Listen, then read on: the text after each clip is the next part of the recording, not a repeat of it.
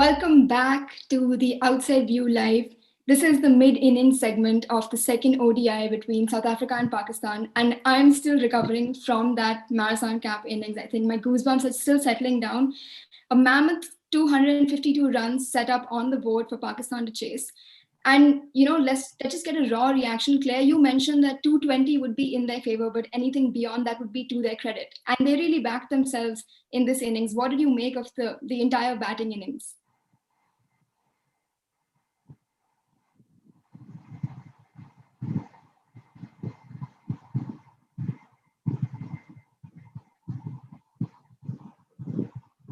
Claire, can you hear me?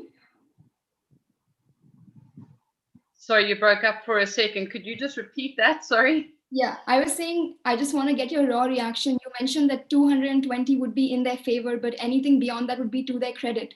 And they really did step up and back themselves. So what did you make of that innings? No, making notes. And then as I was probably being a little bit critical, the South African ladies sort of made decisions and corrected their wrongdoings. So I'm really excited. I think the 252 is a very, very good score on that wicket. It definitely was a little bit quicker from Wednesday. The ball was coming onto the bat a little bit more. So I think there was a little bit of watering or a bit more moisture that got into the wicket that created those conditions for the pitch. So I think, I'm really happy with the innings.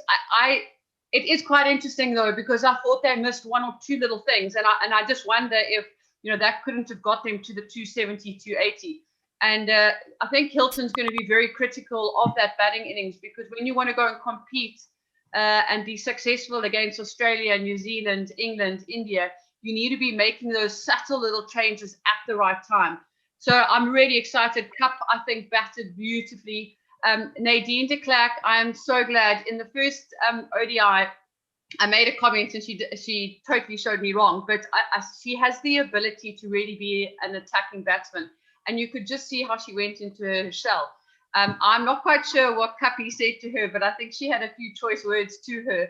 And you could just see suddenly the eyes lit up, and her footwork was better. She was playing the shots that she really can play. So I was happy for Nadine that she sort of picked it up at the end of the innings.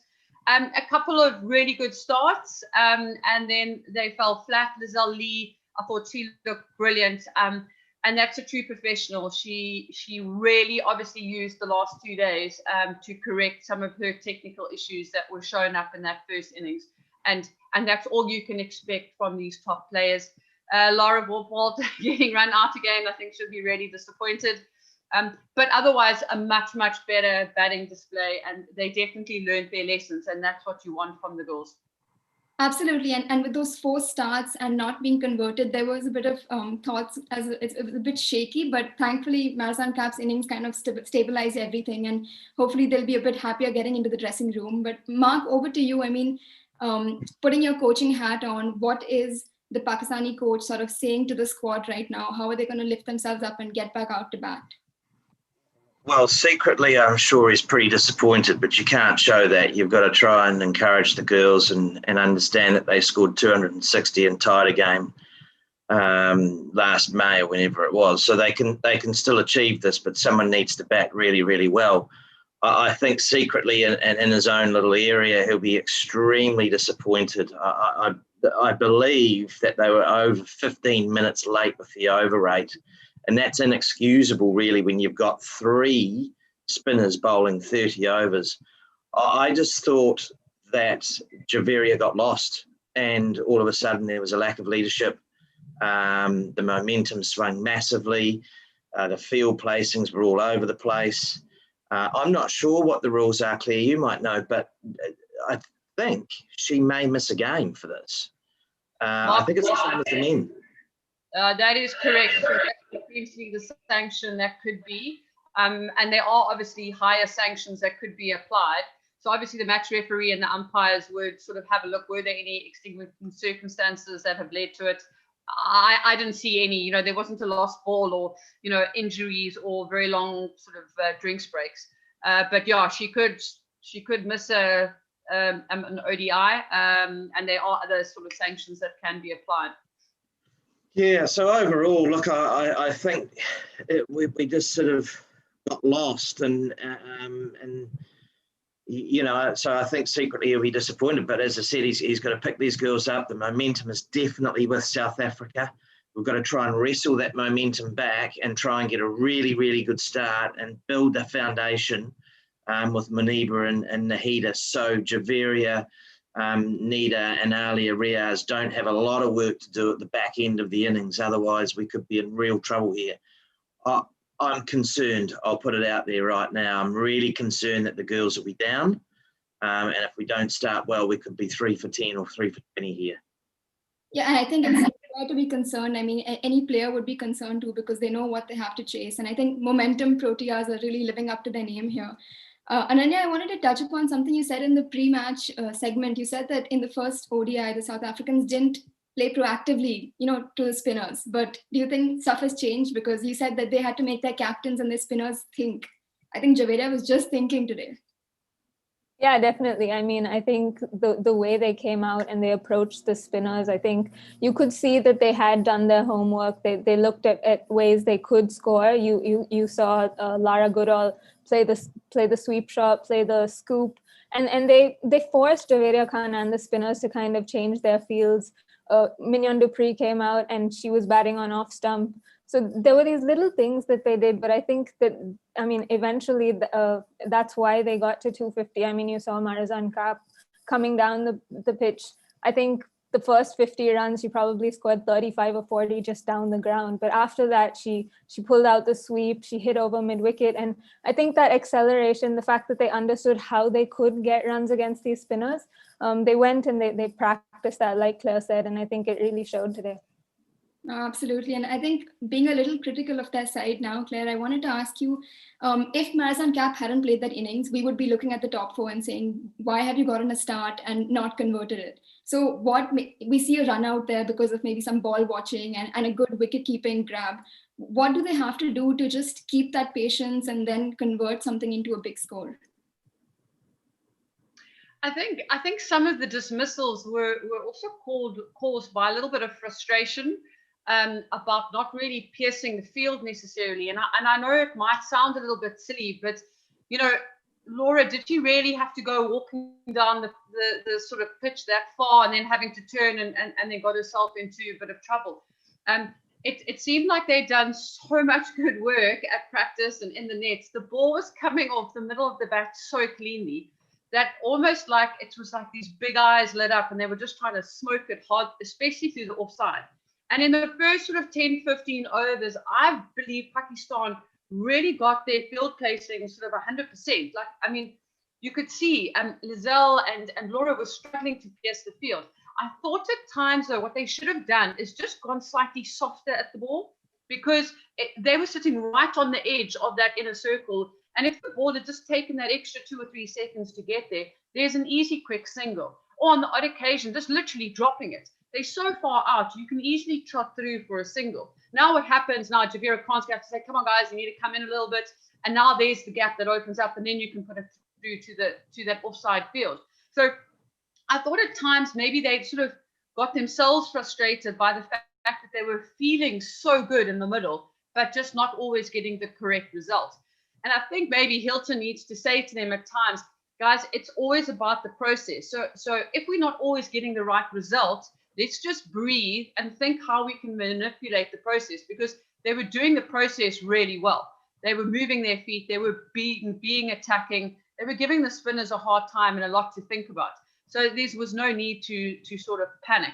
But at least it's a good sign that the girls, the rust is starting to fall off. They everything's, as a batter, you're feeling like you're in good form and that you can manipulate the field a little bit. So I was happy, and I think it's really an encouraging sign. But yes, absolutely. If Lizelle Lee had sort of, really capitalized and gone and scored a big 80 or 90, or, Laura Wolfhard, some of those cover drives were just absolutely spectacular. I was sitting doing some work in my computer and I was sort of going, woohoo, and I was clapping as if I was sort of like in the stadium with them. But that's how excited I was getting about it, because she hits a ball so beautifully through that offside. Yeah, and when she hits it so sweetly, there's no one that can stop it. But we did see, as you mentioned, the frustration because there were about 7 or 8 deliveries where she kept hitting it to the fielder one after the other, and that could sort of build up. But Mark, I wanted to ask you, so I noticed this a lot. The Pakistani players on the field are very vocal, especially Sidra Nawaz behind the stumps. And I caught a few statements where she said, keep talking, awaz band hai, which means that I can't hear you guys. There's silence, keep talking. So do you think that's something, as their ex-coach, do you think that that was something you encouraged, or they proactively brought that out, that they want to maintain a vocal sort of atmosphere on the field? Well, I always said that your wicketkeeper, in this case, Sidra, was the cheerleader of the team, and she does that very, very well. There are a few silent characters in the side that don't do a lot of talking. Maniba doesn't do a lot of talking. Nahida Khan doesn't do a lot of talking. Riveria does a lot of talking, but I think she had her hands full today, and Diana does a little bit as well. So there are some quiet ones, but there are some vocal ones, and Sidra was one of those. So I think, unfortunately, as the game progressed and South Africa became more and more dominant, particularly near the end, everything went a little bit quiet. And then you saw everything rushed. And probably Nashua Sandhu had to bowl the last over to try and conserve some of the time that they were well over with. And that's why you never saw Diana bowl the last over, because I think that would have added another 2 or 3 minutes to what is going to be a very, very awkward situation. And I'm not sure whether they'll be able to save Javeria from the match referee in this particular case. So I guess they were trying to save time, get through, and of course, Nashua's last over. She's just not a death bowler. Diana didn't bowl her overs out. So I think they were forced into a decision that they had to make that they didn't really want to make. Yeah, and I think that comes with the entire pressure of the innings, having to change your field up once again, and then that building up into time constraints. Let's go on to the innings coming up, Ananya. We're going to see the South Africans take the field to bowl, and Pakistan's going to come out to bat. What do they need to really do, maybe to see out the new ball? And is it rotate strike, or is it just anchor the innings that you have to get that sort of stability and then play big shots later on? How do you sort of see them approaching this innings? Well, I think we saw how South Africa approached their first few overs, and you could see them wanting to play straight. And it seems like that there is a bit more pace and carry in this wicket than there was on Wednesday. So I think there will be value for your shots. I think the straighter they play, and South Africa have 2 of the best new ball bowlers in the world, so it's important to see those 2 out and not, I suppose, give away wickets early, because that's really going to rock their boat. I think if Ismail or Kapp get 1 early wicket, they're really going to smell blood. So I think those Pakistan's openers, Muniba Ali and Nahida Khan, if they do open, will really need to see off that new ball, probably play as straight as possible and put away the deliveries that they think are in their zone. Because last time we saw Shabnam Ismail kind of bowl a couple of short and wide ones, which Nahida Khan was able to put away. So I suppose I think it's what Lizelle Lee did very well in the first innings. She kind of waited for the bowlers to bowl in her areas, put those balls away, and then kind of got on a roll. So I think it's important for Pakistan's openers to be able to do that for a long period, because they will have to set a very solid base for the likes of Javeria Khan, Umema Sohail, and Nida Dar to kind of build on that, because if they don't, then I think Pakistan's going to be in a lot of trouble. Right. I think playing in the V and putting away the bad balls, you can't go wrong with that. Let's say now South Africa are coming out to bowl, and Sunelise is obviously the stand-in captain. What is she going to implement, or how is she going to sort of take on that role head on? Because this is a big sort of task for her. Claire, can you just tell us a little bit about what method she's going to implement as a skipper, and moreover, what she's going to improve from the first ODI? Because the first ODI went too close for anyone's liking. Definitely went too close for the South Africans' liking, that's for sure. I would like to see a little bit more attitude from her in the field, and I know that sounds a bit weird, but just really positive body language and backing herself, and sort of almost being a little bit of a dictator in a way in the field. I don't think it comes naturally to her, but as soon as you can sort of almost fake it till you make it, and then something starts going your way, and then it really becomes a lot more natural. So I'd really like to see that positivity and just real confidence from her in the field, and when she's marshalling her troops and changing fields, on all of that sort of thing. I think with the pitch sort of being a little bit quicker, I think there's going to be a little bit more bounce, a little bit more carry for Ishmael and Kapp early on. And then the interesting thing will definitely be how Ayabonga Kaka comes on, because that's probably why there's been a change in the bowling lineup. Now that obviously we're not at the field, so we couldn't have a look at the pitch, but I think they obviously saw that there might be a little bit more bounce in it. Kaka's a little bit of a taller bowler than Tumi. Her approach at the crease is a little bit more upright, and therefore she can just get a little bit more bounce out of the pitch. So that was obviously something that the South African team saw within the pitch, and that's probably why the change was made. So it's going to be really good to see her come on. I'm also hoping Mlaba has a lovely, second ODI, and she bowls nice and consistently. But at the same time, I hope that she's also got her thinking cap on and has seen what South Africa batters did against the Pakistani spinners, and now it's kind of going, okay, now the Pakistani batsmen, what are they going to do to me to try and upset my length, my line, and how much flight I give to the ball. So it will be good to see her thinking and sort of adapting to the conditions.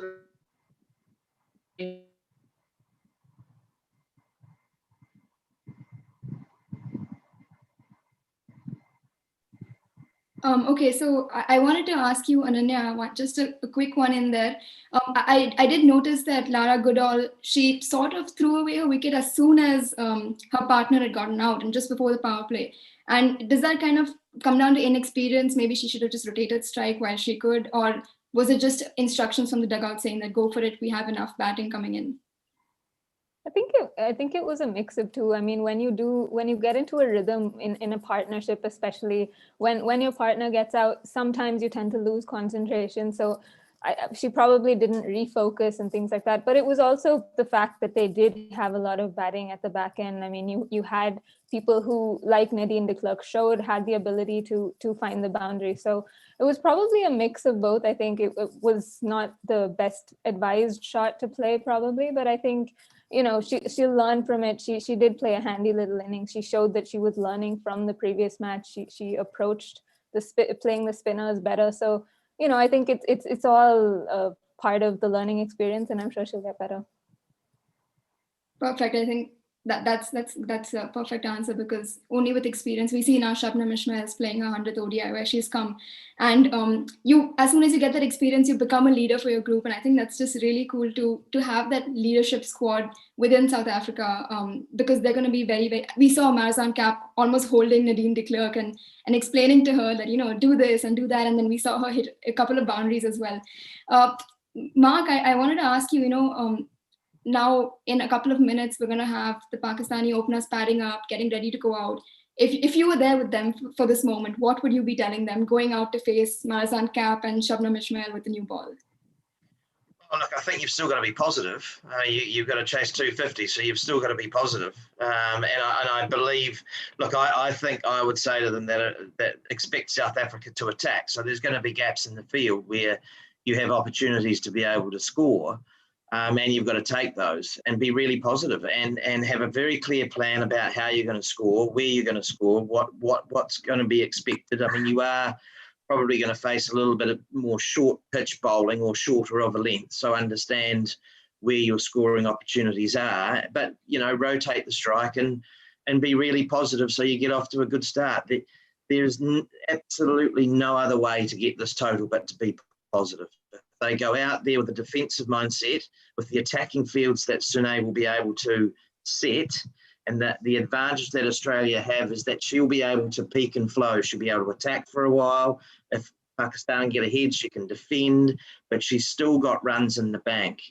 And so South Africa automatically, when they step out onto that field, will understand that they can go hard for those 10 overs, which gives Pakistan the opportunity to be maybe none for 40 after 10, which starts to give them a little bit of a foundation. If they're defensive, they're going to be in trouble. Okay, so we have an attacking approach coming in with Pakistan. Claire, just quickly on that contrary, what are we going to see from the bowling attack? Is it going to be contain them, or is it just going to be get them out, put the slips in there? How do you see this? Is it going to be attack versus attack? Yeah, I definitely think it's going to be attack versus attack, and I think it's important for the South African team to do exactly that.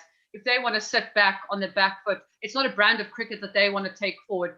They need to sort of go out and try and pick up some quick wickets up front. I think hopefully we see sort of at least 2 slips. There doesn't seem to be that much seam movement off the pitch. So, maybe we have a slip and we have someone in short, just change it up a little bit. We'll have to see sort of what kind of lift Kapp and Ismail get out of the pitch front up. But I totally agree with Mark from the Pakistani approach. There are going to be holes in the field. And what we saw in the first ODI, that as soon as Pakistan transferred pressure onto the South Africans, there was a wobble. They crumbled. They didn't quite know what to do. Sinead's a young captain. I wouldn't say she's a new captain, but she's a young captain. So if they can transfer the pressure back onto the South Africans, there are going to be some wobbles, and that's how they need to really approach things. So South Africa need to be attacking, but they also need to be sort of clever in what they do and not waste deliveries. And coming on to that, the young captain, I think, Ananya, can you take us a little more through what the senior players of the squad, for example, Shabnam Ismail, even Lizelle up top, what they have to offer and contribute in this conversation, because they're going to be crucial on the field, guiding Suneli's almost, but also setting up the field, and one of them being the strike bowler is going to have a big say in how things pan out. So what do you think the leadership squad brings to South Africa and to Suneli's plans? Well, I think, Kapp and Ismail are probably captains themselves. When they bowl, they set their own fields. They know what they want to do. So I think with experienced bowlers like that, the captain doesn't really need to do too much except know what their plans are. But again, you have someone like Mignon du Preez, a former captain there. Of course, Lizelle, who's played tons of, every single foreign T20 league. So she knows, how these overseas players play and how they approach things. So I think senior players always bring a lot to a leadership group. There is someone brings calm, someone brings tactical nous, and someone, I suppose, is able to G up the remainder of the side. And you need different personalities who are able to bring out different the positive parts of your team. So I think, I'm sure, like Claire said, Suneli is a young captain. She is a stand-in captain, and I think she knows that very well. It's just the fact that, it's hard for someone to step into, the shoes of Dane van Niekerk. It's going to be really hard. While she has done it before, I think it's harder when you're a stand-in and you're just there as a stopgap. So you can't really put your mark on the squad. You probably have to carry on a legacy that someone else is building. So I think, like Claire and Mark both said in the previous game, that she has to probably step up a little more, be less timid, and I suppose call the shots and be a little more aggressive. And I think this is aside from her captaincy, I think this game probably provides her an opportunity to find her mojo as a bowler as well. She's got a lot of runs to play with, and I think if she gives herself the opportunity to bowl, I think she should probably bowl a longer spell and maybe find that wicket-taking mojo that she had once. Yeah, and you back your players, but you should also back yourself. And I think that sometimes that's maybe the difference between a Dane van Niekerk and a Suneli's, and that's something she's learning. But I think you brought up a couple of interesting things where it's a leadership group and they all have different inputs, and that's really what makes a team sport. But then also the fact that they've played overseas and they've played with other international players. I think that's something that Pakistan is missing out on a bit. So that's, I think, a perfect segue into what I wanted to discuss next with Mark. Mark, Nida Dar's innings in the previous match kind of has faced some criticism, but also we have to look at it from her perspective, where she had to anchor the innings, but also propel it. It was a tricky situation. So what is she now going to come into this innings? 253 to win. It's going to be a lot of burden on her shoulders if she comes in early, especially. So what do you think she's going to change up, given everything that's been said about her first innings? Well, I think the criticism's a bit tough on poor old Nida, but if it wasn't her 50, she only got 20 We would have been well beaten. Look, I don't think she really changes anything. She's got to probably be even a little bit more positive than she was, a couple of days ago. But she has to play her normal game. I don't think she can go into a shell. There's no room for that now. She's got to be really positive. Get herself in, play nice and straight early on, and hit the sight screens, we always used to say to her, and then slowly start to branch out. But if she goes in and is a little bit hesitant, then we'll get beaten. I'm really concerned here that we could get blown away very, very quickly. I think this is either going to go very close, or this could be a blowout here and we get knocked over for less than 150, because I know these girls pretty well, and I know that they'll be really down, and I just worry about where the mindset is when they go out the bat. So I'm concerned at where we're at here at the moment. I hope I'm wrong, but I'm really concerned. Yeah, I think, but we hope that they come out with a positive mindset attacking cricket. We see a good game of cricket. And just on that note, Claire, what do you want to see from South Africa in terms of how quickly they want to end this match? I'm sure they don't want to drag it on for too long, but as a unit, what was missing in that first ODI that you want to see from the South African squad? I would like to see them a lot more clinical, especially in the field. I don't think they did sort of too much wrong in terms of the bowling. I hope that Marizanne Kapp finds her rhythm. So I think give the little bit of, there's no pressure. We've really got one game under the belt. Marizanne gets that confidence, that sort of real fight back into her legs and into her delivery stride. I think she's just lacking a bit of rhythm.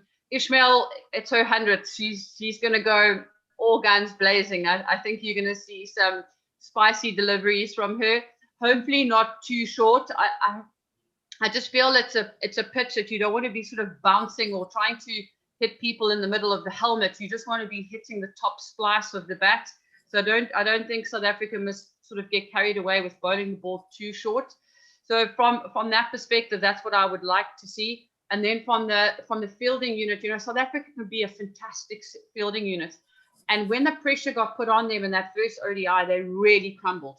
And I would like them to sort of be clinical, to be precise, to be making good decisions on the angles that they're cutting the balls off. If there's a run out opportunity, make sure you get it right. No silly things like overthrows. And that for me is going to be the important thing. I don't want to say, we must go out and bowl Pakistan out for an 150. If that happens, then that's great. But the process, they must follow the process, and they can't get ahead of themselves. They've got a good total on the board. They must stick to the plans that they've discussed over the last 2 or 3 days, and they must execute them perfectly. If they execute them perfectly, then great, the result will happen. But it really is just to make sure that they up that performance in the bowling and in the field by at least sort of 10%, because I thought they were quite disappointing in the field on Wednesday. Perfect. I think that's a great segue into the second innings. Pakistan has to come out with an attacking mindset. South Africa has to trust and follow the process. This was the mid-innings show on the Outside View Live, and catch the second innings coming up.